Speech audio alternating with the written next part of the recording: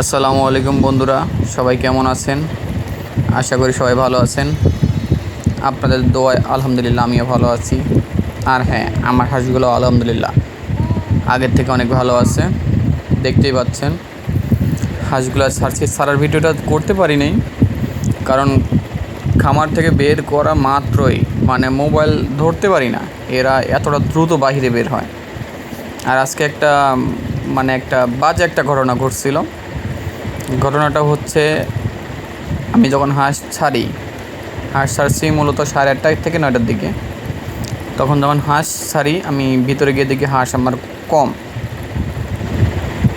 তো মনে করছি যে হাঁসগুলো হয়তো গতকালকে বিকালে যখন উঠাইছি তখন হয়তো হাঁস কম পড়ছিল। পরে হাঁসগুলো বের করলাম, বের করা ছাড়া মাত্রই ওরা আর ভিডিও করতে দেয়নি, ওরা বের হয়ে গেছে। ওদের পিছু পিছু বের হয়ে দেখি এর যেই কতগুলো মনে হয় 20-25 পিস ছিল ভিতরে। বাকিগুলা আমার টোটাল তো হাঁস তো 50 পিস, বাকিগুলা ওর আগেই বের হয়েছে, আজকেই বের হয়েছে কিন্তু আগে। আমার ওই রুমের দরজাটা খোলা ছিল, নেট দিয়ে দেওয়া আছে, তারপর আমি খোলা রাখছিলাম যে কখন যেন আমি খাবার দেওয়ার সময় দরজাটা খোলা রাখছিলাম, আর লাগাইতে মনে নেই। আর আপনারা তো অবশ্যই জানেন যে 4 ইট দেওয়া আছে যাতে এরা লাফ দিয়ে না উঠতে পারে। সেই 4 ইট লাফ দিয়ে যেগুলো বড় পণ্ডিত, সেগুলো মনে করেন বাহিরে বের হয়েছে। বের হওয়ার পর ওগুলার পিছন ফিরার দেখে নাই যে আমরা উঠছি না উঠছি, এইসব ওরা পরক্ষাও করেনি। ওরা বের হয়ে সোজা পুকুরে চলে গেছে। আর এই বাকিগুলো আর কি আমি বের করলাম, এরা বের হইতে পারে নাই। আর এই যে জমিদার, তাই এর একটা জিনিস ভালো লাগে,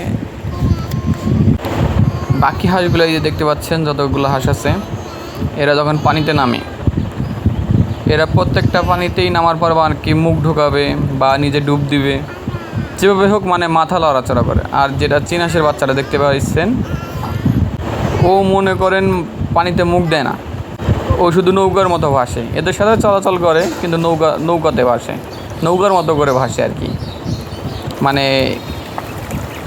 এক কথা, নৌকা যেরকম চলে না, কোনো ডানে নাই বামে নাই, ওর মতো খালি হয়তো পাটা একটু লড়ায় আর একটু সামনে আগায়, পা একটু লড়ায় একটু সামনে আগায়, পা এরকম হয়। যদি ডানে যাওয়া লাগে ডান পা লড়ায় বাম পা লড়ায়, এইভাবে করে চলাচল করে। কিন্তু পুকুরে মুখ দেবে না, ও পুকুরে মুখ দেয় না। ওই দিক থেকে আর কি ওই কঠোর। এরা তো খবিশ, যেখানে সেখানে মুখ দেয়, কিন্তু ও দিবে না, ও দিক থেকে সতর্ক। আজকে তাও আনুমানিক 2.5-3 ঘন্টা এরা গোসল করছে। সব তো আর ভিডিও করে দেখানো সম্ভব না, এই জন্য টুকরো টুকরো করে ভিডিও করতে হয়েছে। যাই হোক, সবাই দেখবেন।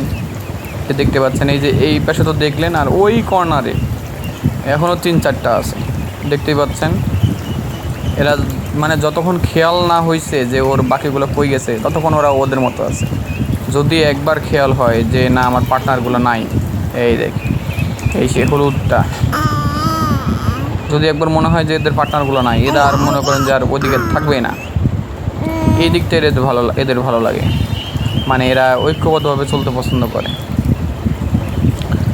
পুকুরে যখন ছাড়বো তখন মনে করেন এলোমেলো হয়ে যাবে, চতুর্দিকে ঘুরবে, খাবার খাবে, যাই করবে না করবে, যখন গোসল করা শেষ সব একসাথে হয়ে যাবে।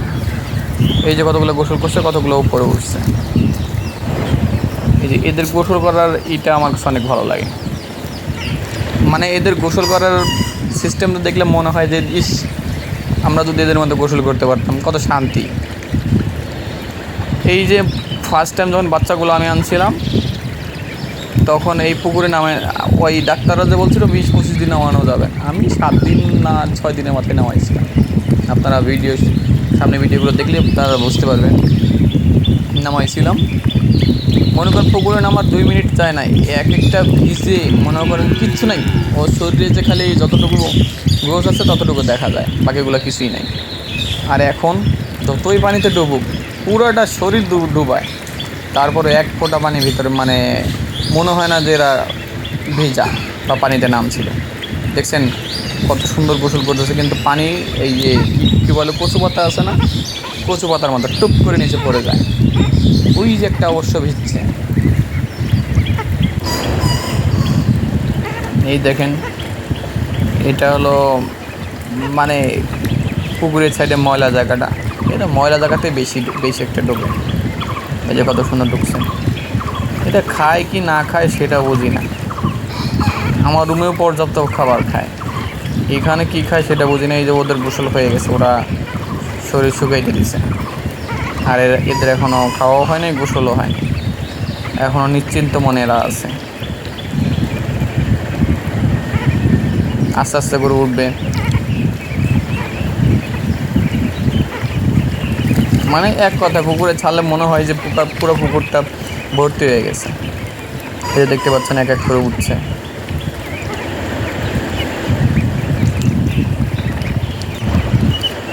এদের ফার্স্টে আমি অনেক ফিড খাওয়াইছিলাম, তারপর গ্রোথ মাশাআল্লাহ ভালো হয়েছিল, মাঝে খাওয়াইতে পারি না আর্থিক সংকটের কারণে। এখন আলহামদুলিল্লাহ খাওয়ানোর চেষ্টা করছি, তেমন একটা আর্থিক সংকট কাটেনি অবশ্য, তবু চেষ্টা করছি যেন এদের গ্রোথটা আর কি ভালো থাকে। তো দেখতে পাচ্ছেন, তবে একটা বিষয় বুঝি না, আজকে একজনে বলে গেল যে এদের মধ্যে যারা বড়, এই দেখতে পাচ্ছেন যারা বড় তারা নাকি মাত্রা হাঁস, এই কথাটা একজনে বলছিল। তবে যদি এইটা হয় যে বড়গুলা মাত্রা হাঁস, তো আলহামদুলিল্লাহ পুরো আমার মানে যাই হোক, তাহলে মাত্রা না হলেও 30টা হবে। আল্লাহ না করুক এরকম যেন না হয়, যেন মাতৃর সংখ্যা বেশি হয়। এই যে দেখতে পাচ্ছেন সুন্দর করে গোসল করা শেষ। এরা এখন শাক লতা পাতা খাইতে পারে, ফার্স্ট টাইম খাইতে পারতো না। ওই যে প্রথমে দেখতে পাচ্ছেন কত সুন্দর করে শাক লতা পাতা খাচ্ছে। যাক মাশাআল্লাহ, খাক, প্রাকৃতিক জিনিস খেলে তাড়াতাড়ি বৃদ্ধি পাবে। তারপর ফিড তো এদের খাওয়ানো হয়ই কম বেশি। এই যে দেখতে পাচ্ছেন চীন হাঁসের বাচ্চাটা, এই যে দেখেন কত সুন্দর করে। এরা ওই মূলত এরা ফুল খায় হয়তো, হ্যাঁ ফুলই খায়, ফুল খায়, পাতাও খায়। এই হেঁচি শাকটা কম খায়। এই যে ছোটোগুলো মানে ছোটো, তারপরও 50টার ভিতরে 50টা তো নাই। আপনারা তো জানেন অবশ্যই যে আমার 3টা চীন হাঁসের বাচ্চা মারা গেছে, আর এইগুলোর ভিতরে হয়তো 45টা আছে। বাকিগুলো কাকে খেয়েছে, মরছে, ভ্যাকসিন দেওয়ার পর 2টা ওই ভ্যাকসিনের কারণে স্টক করছে। সব মিলে এখন 46টা আছে। এদের এখনও মানে তেমন একটা শারীরিকভাবে লোম পরিবর্তন এখনও আসেনি, জানি না কবে আসবে। আলহামদুলিল্লাহ আসুক, যেদিনই আসুক। তো চীন হাঁসের বাচ্চাটার অনেকটা পরিবর্তন হয়েছে, আগে এদের কালার ছিল, এখনও গলার নিচে দেখা যায় মাশাআল্লাহ অনেকটা কালার পরিবর্তন হয়ে আসছে। হাতের ডানাতেও হয়েছে কিছুটা। এই যে দেখতে পাচ্ছেন আমাদের বাড়ির পাশের এই পরিবেশটা, ওই যে ওইটা দেখতে পাচ্ছেন ওটা রেল লাইন, ওইখান থেকে রেল যায়। তবে এরা যখন বাইরে থাকে তখন যদি এদের মানে রেল যখন যায় তখন তো প্রচণ্ড শব্দ হয়। এরা যদি এভাবে থাকে, এই সময় যদি রেল যায়, মনে করেন সব এক লাফে পুকুরে, এতটাও ভয় পায়। থাকতে থাকতে আস্তে আস্তে এদের অভ্যাস হয়ে যাবে ইনশাল্লাহ। ভয় পেতে পেতেই শিখবে। দেখেন কতটা কিউট লাগে। তবে একটা জিনিস ভালো করছি, অতগুলো কালোর ভিতরে একটা সাদা নিছি।